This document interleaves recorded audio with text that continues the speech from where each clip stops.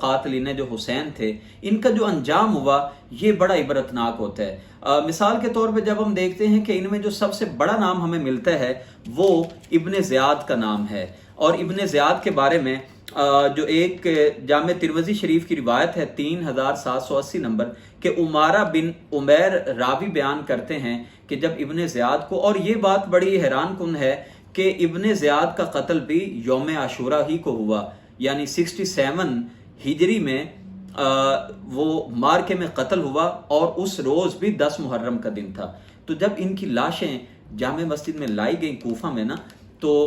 یہ راوی کہتے ہیں عمارہ بن عمیر، یہ جامع ترمذی شریف کی روایت ہے کہ میں دیکھ رہا تھا کہ جب لاشیں پڑی ہوئی تھیں تو ایک سانپ آتا ہے، اور سانپ لاشوں سے ہوتے ہوئے ایک جو شخص تھا اس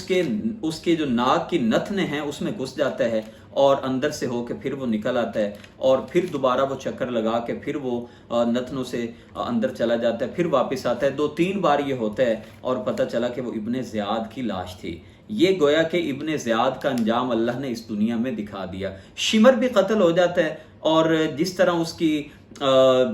برے طریقے سے اس کی موت واقع ہوتی ہے وہ بھی ایک عبرت کا سامان تھا۔ یزید جو تھا اس کا بھی بعد کا دور جو ہے وہ آزمائشوں میں، فتنوں میں گزرتا ہے، اور بمشکل جو ہے وہ 4 سال خلیفہ رہتا ہے، اور پھر واقعہ حرہ وہ پیش آ جاتا ہے۔ اور پھر اسی طرح ہم دیکھتے ہیں کہ اس کی موت 2 اسباب بیان کیے جاتے ہیں۔ ایک تو یہ ہے کہ اس کو پیٹ کی بیماری لگی، پیٹ اس کا خراب ہوا، اور 3-4 دن کے بعد وہ فوت ہو جاتا ہے، اور دوسرا سبب یہ بیان کیا جاتا ہے کہ وہ گھوڑے سے گر کے اس کا انتقال ہوتا ہے۔ گویا کہ وہ ایک طرح سے